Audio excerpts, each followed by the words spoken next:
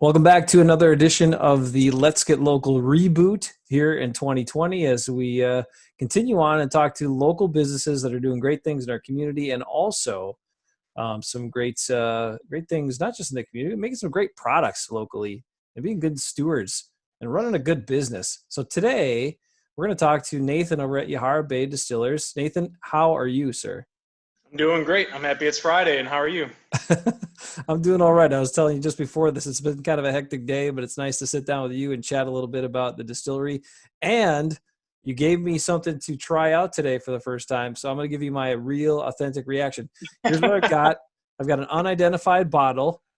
No Yes. label. Anything could be in there. Nathan gave it to me. This is a lot of trust. This is a trust exercise. And You're not going to be disappointed. now, just so you know, Nathan, too, I usually I'm more of a craft beer guy, but I'm getting a little more into some of the liquors, and we'll see how this one goes. You gonna tell me what I'm getting into? What am I getting into? So this was our new 2020 release. So this is going to be a 4-year bourbon. It is 100 proof, and you'll get really nice notes of maple, vanilla, and oak. Okay, sounds good. Yeah, it's delicious. If you have an ice cube or two, that's kind of how I like to do it, but otherwise neat is just fine. It really has a smooth taste to it, and I can pick up some of those things you were talking about. And that's from, a novice, a guy who doesn't drink a lot of this stuff too often. So looks like it's really good product.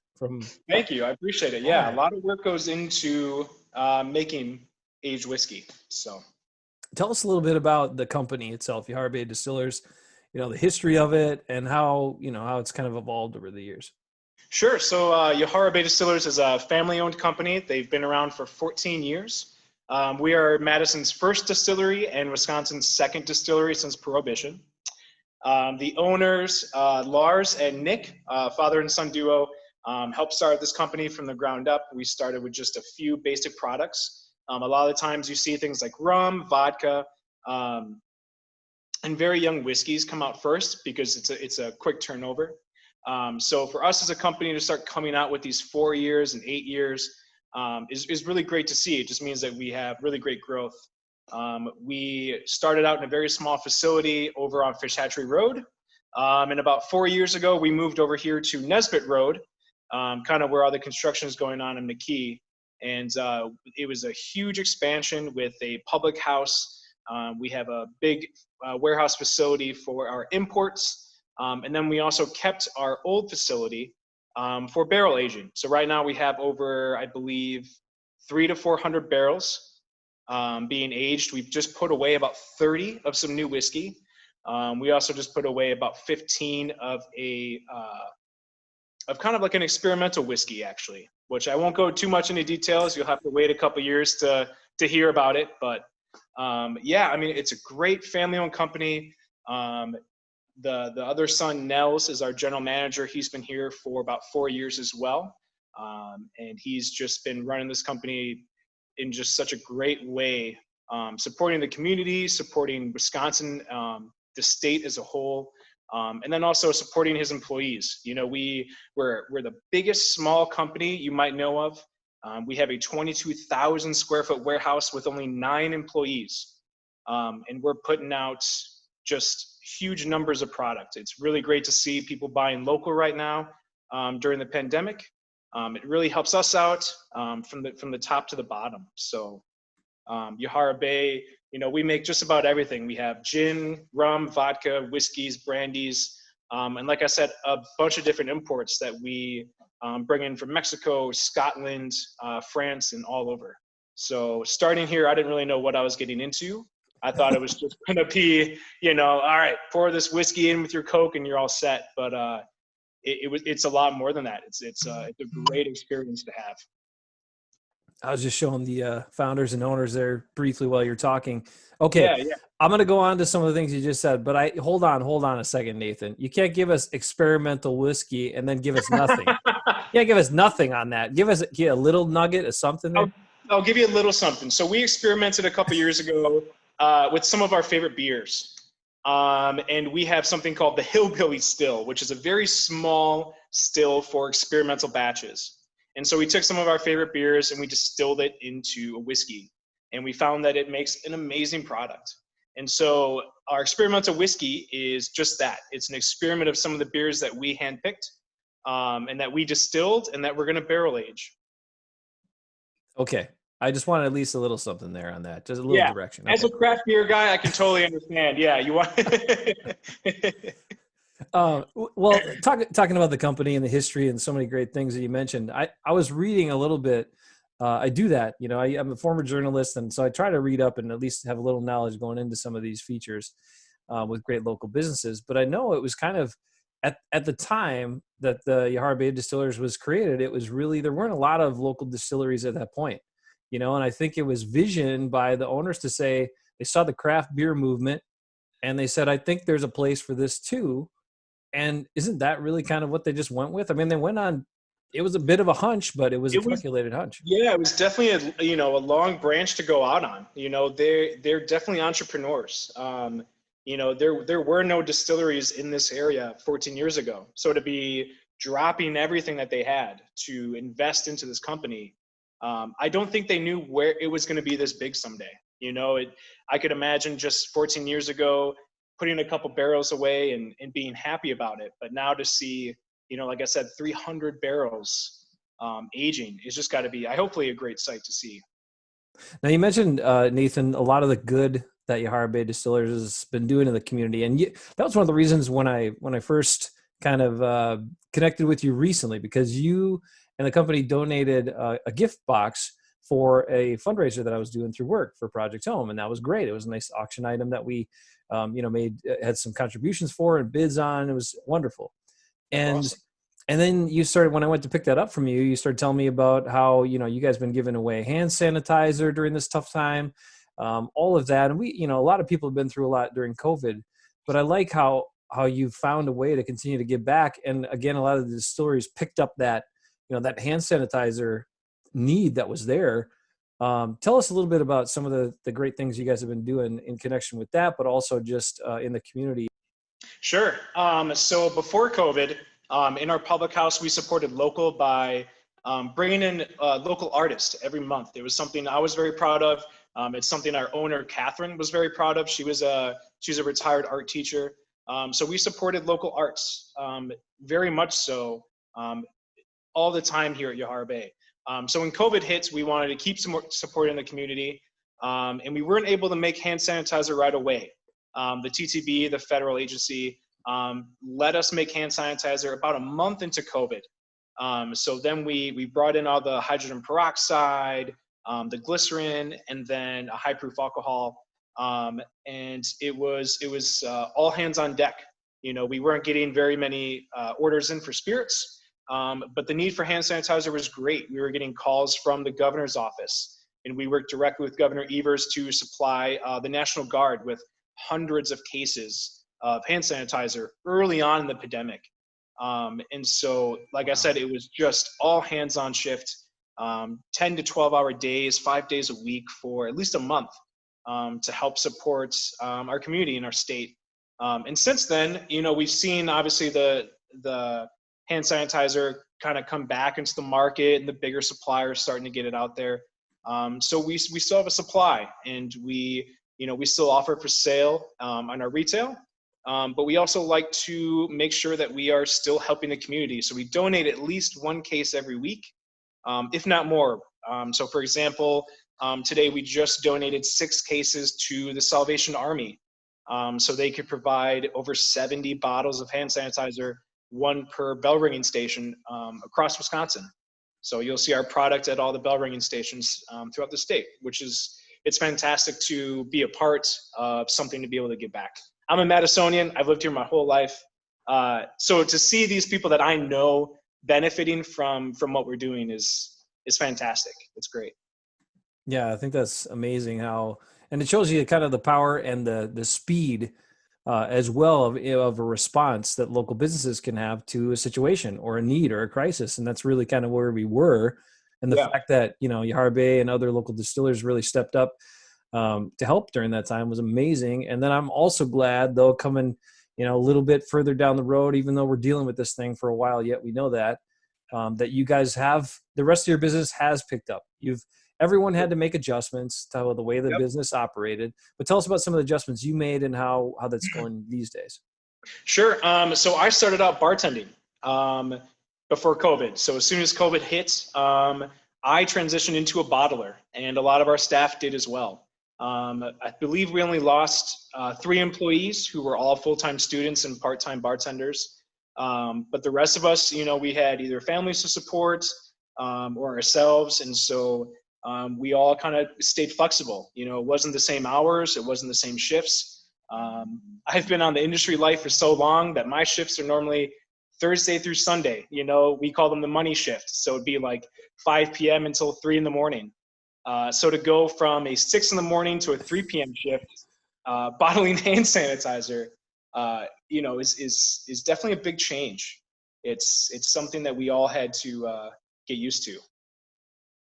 Yeah, that's incredible. I mean, the adjustments for people, like you're bringing it to a personal level, and I'm just thinking on the business side too. As a business owner, as a local business owner during the uncertain times, obviously, I know there was a lot of people trying to make the right decisions, but it seems like you guys at Yahara Bay made some really good decisions during that time, because right now you have a pretty good operation of how to still sell your product. I know, did you also bolster up your online presence and the ability to do that? What kind of changes do you make on that front to make it easier for people to get products from you these days at this time? Sure. So the TTB, the federal agency I mentioned earlier, they made it easier for spirits to be sold. So you're able to buy them online now, which is fantastic. We have our online store up and running through Square. So it's very simple to use. And you can get all of our products, all of our imports, everything just straight through the website. And then you can come pick it up through a contactless pickup at our distillery Tuesday through Friday from noon to 5. So it's very easy to do so. And yeah, there's so many different options to choose from. And, like you were saying earlier, the more that you support local, the more that we can, help the community as well by, supporting local as well. Yeah, I think it's just incredible how so many local businesses have stepped up. Are there any surprises that came out of this time for the company or the organization? Obviously there are a lot of things, but any success surprises that you would say that were a result of this difficult situation we're all in? Some good questions. Yeah. So, like I said, our public house unfortunately is closed down. I'm no longer bartending. We're no longer doing events, which is unfortunate. And hopefully at the start of the new year, we'll slowly start getting back into doing tours and then eventually open up the public house and start doing events. But we're really focusing on our brand. Like I said, we've been going strong for 14 years. So we have twice as many salesmen in the market as we did 3 years ago. So we're seeing really amazing success and support from Kenosha, Milwaukee, Appleton, and Green Bay area through sales through specific retailers. So to have that and to see that is just fantastic. It's so busy that we are now taking orders to our distributors bi-weekly as opposed to maybe once a month or and they're just huge orders. So it's fantastic to see the success in the market that we're having, being able to focus on the brand more as opposed to just being a public house. Tell me a little bit about the breadth of products that you offer, because I know there's a lot of different options there, and you guys have really kind of developed a lot of really great products. Yeah, thanks. So like I said earlier, we started out with just your basic rum, gin, vodka, and whiskey. But nowadays, like I said, this year you can find our 4-year bourbon. A few weeks ago, we released our black and blueberry gin, which is a limited release. We're starting to get back into our experimental roots and kind of putting things out that you might not find more often or things that you might not find in stores. So, black and blueberry gin was something that was very close to me because I got to help make it from beginning to end. So to know that it's a quality product and to help people find something that they really enjoy is the part of my job that I like the most. Being a bartender, being part of industry, I like to make sure people have a great time, and make memories from it. So, buying a bottle of our black and blueberry gin isn't just to get drunk. It's to share with a friend or, take to the beach or to do something with to help create that memory. So But besides that, we have some other releases coming out in the next month, which I would love to tell you about, but you're going to have to wait. Oh, okay. All right. I Hasn't won't. dropped yet. Hasn't dropped yet, but I'm sure people are going to love it. You know, we're really dialing in our bourbon and our single malts. That'll be my clue to you is our bourbon and our single malt programs. One other thing I wanted to ask about, because this is something now we're coming up on the holiday season, you know, we're getting into that range. And so a lot of people are looking at, you know, like myself, I didn't know what type of whiskey to get my brother-in-law. And I was kind of talking to you about that. And so I just kind of leaned on you for advice there. Talk about the expertise quick before I go to this next area. Talk about the expertise about yourself, the staff at Yahara Bay, and how you can help people find the right thing for them. Sure. Yeah. So us here, we are in the process, all of us, of getting certified to become basically like a national distillers guide. So being able to help describe what a whiskey is, the differences between a bourbon and a whiskey, the differences between a Scotch and a, you know, across the board. Part of our staff deals with imports. So half of our staff is really knowledgeable when it comes to tequilas, cognacs, armagnacs, grappas, Chiantis, things that you might not have heard of, or you might not be able to find, or you might not have tried before. And then the other half, I would say, is really dialed in on our Yahara Bay products. So things like our whiskeys or our vodkas, being able to describe what makes one vodka different than the other. You know, vodkas are meant to have a very clean, crisp, almost no taste at all. But we have one that has 10% apple.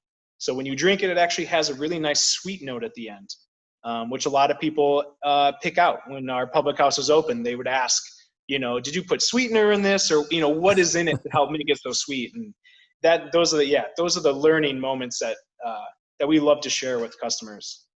Okay, now the holidays. This is what I wanted to say, because I just went through a situation where I was looking for gift cards for people.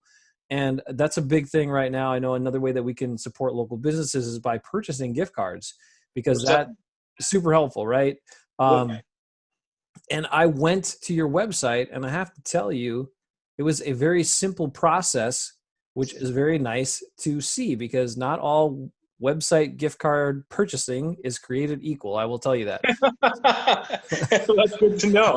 So this was a slick and smooth process. Tell us a little bit about the gift cards and you know how people can utilize those. Sure. So it's, yeah, like you said, it's very simple to buy it through the website. You can either ask for a physical gift card, or you can just have one through your online presence. You can get it in any amount. We always suggest somewhere between the $50 to $100 range, just so you can buy at least one bottle, and then maybe something a little bit smaller to try something you might not have had before.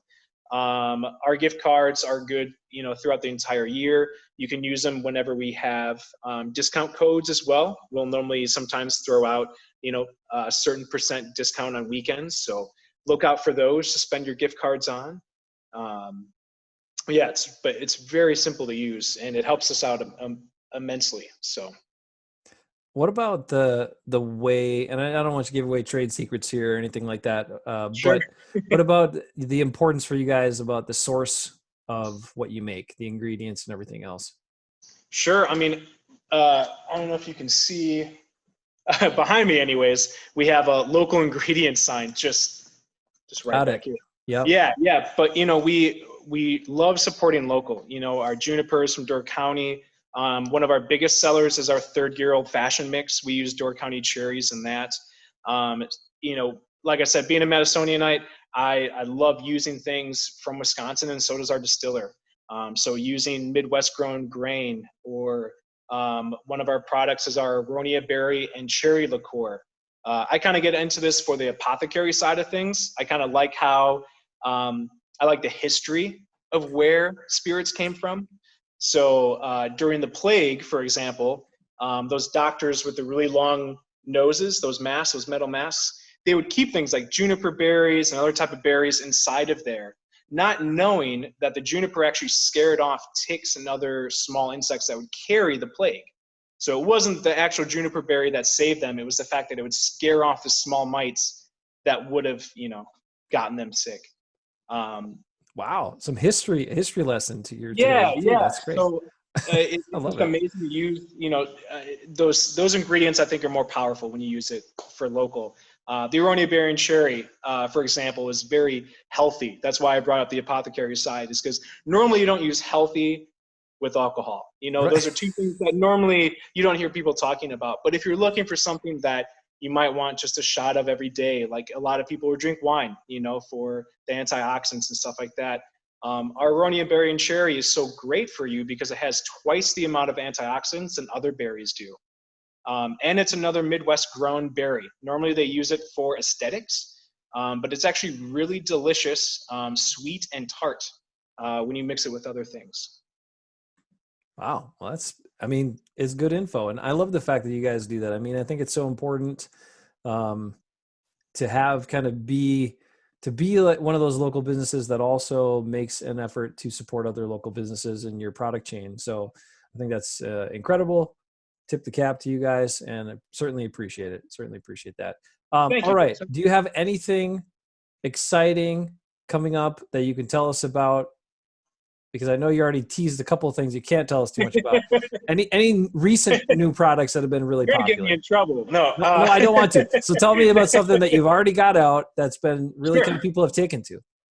I mentioned the Black and Blueberry Gin. I mentioned our 4-year bourbon release. Mm-hmm. Something else right now is our vodka. We came out with a very simple brand. It's called Just Vodka. Very simple. But it's a very clean product, and it tastes just as good, if not better, than Tito's. And it's something you can find out in the market for almost half the price. So normally you'll see it out there for like $15.99 to $16.99. And it's a very clean, delicious vodka. So that's something that I would recommend, and something that's new to the market this year. And then as far as events, we haven't had any this year, but we do have one scheduled for October 24th. It's a Saturday, and it's a drive-through event, so you don't have to worry about any contact.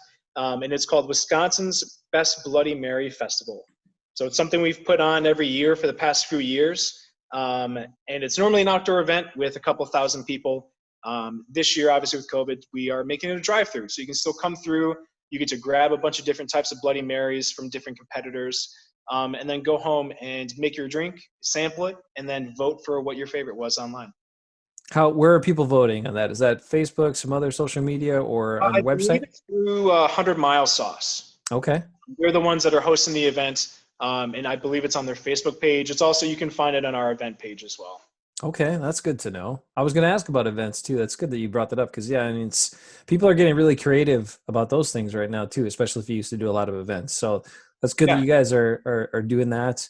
And some sort of, I mean, we all need something at this point, to yeah, get out, at least to get us out to do a little something, even if it's just a drive through.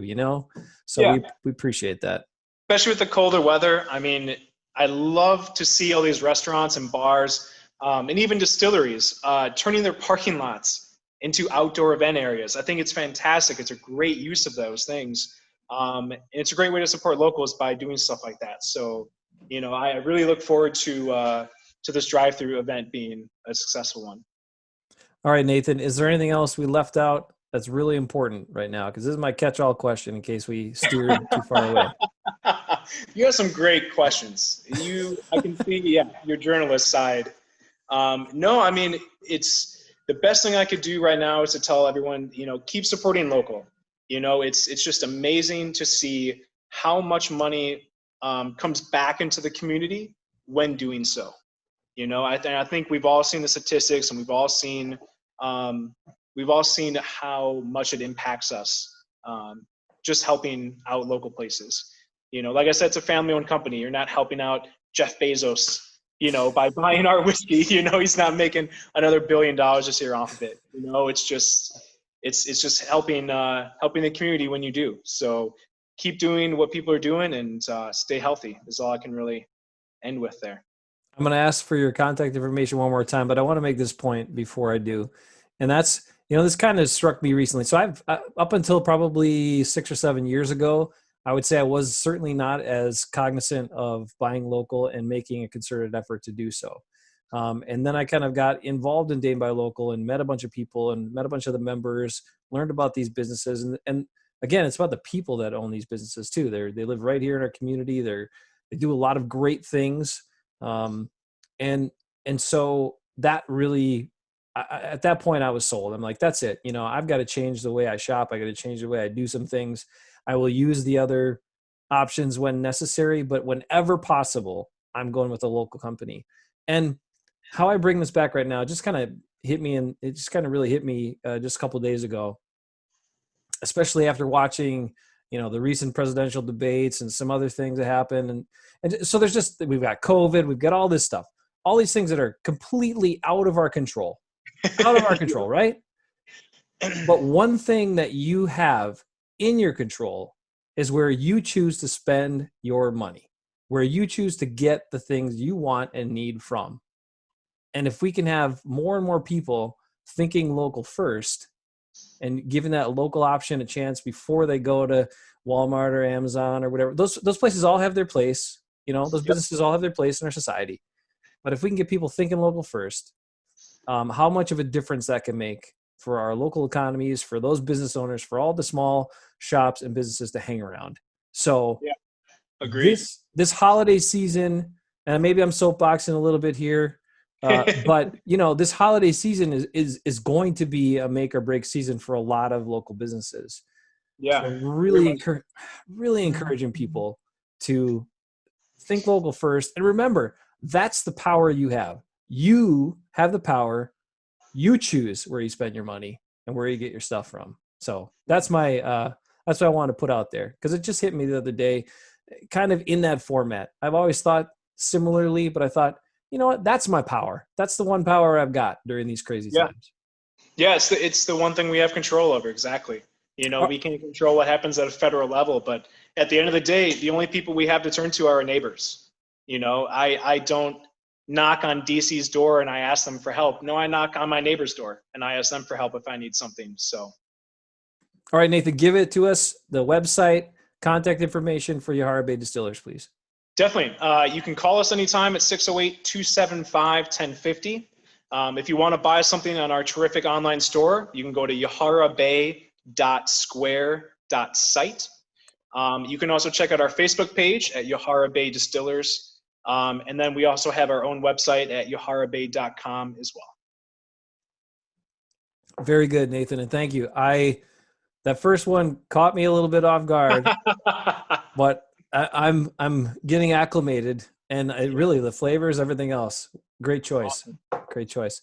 Great talking with you on a nice Friday afternoon for us. Keep up the good work. Happy Friday. Keep up the good work, and we'll talk to you again later, okay? Thank you, sir. Appreciate your time.